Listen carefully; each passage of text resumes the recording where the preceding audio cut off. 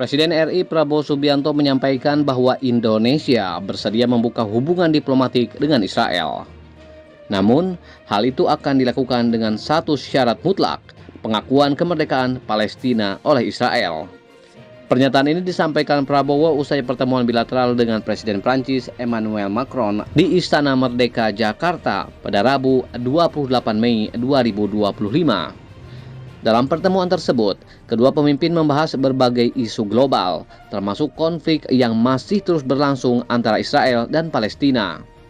Prabowo menyoroti pentingnya penyelesaian damai melalui skema solusi dua negara atau two-state solution, yang menurutnya merupakan satu-satunya jalan realistis untuk mengakhiri kekerasan dan menciptakan perdamaian di kawasan tersebut. Prabowo menjelaskan bahwa Indonesia dan Prancis memiliki pandangan yang sejalan dalam mendukung upaya perdamaian antara Israel dan Palestina. Ia menyambut positif inisiatif dari Macron yang menyatakan dukungan kuat Prancis terhadap pembentukan negara Palestina yang merdeka dan berdaulat. Lebih lanjut, Prabowo menegaskan bahwa Indonesia memandang solusi dua negara sebagai pendekatan yang paling adil dan berimbang.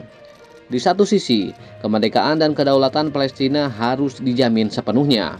Namun di sisi lain, Israel juga berhak atas eksistensinya sebagai negara yang berdaulat, termasuk jaminan atas keamanan dan integritas wilayahnya.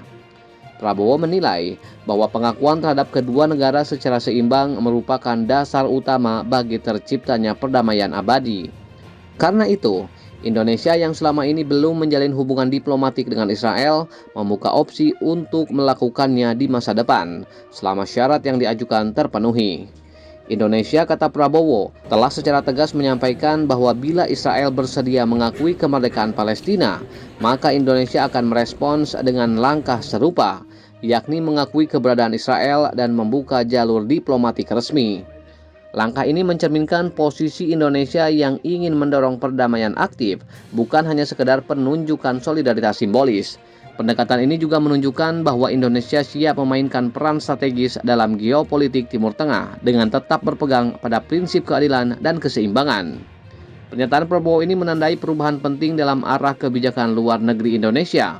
Selama puluhan tahun, Indonesia konsisten mendukung perjuangan rakyat Palestina dan menolak menjalin hubungan formal dengan Israel.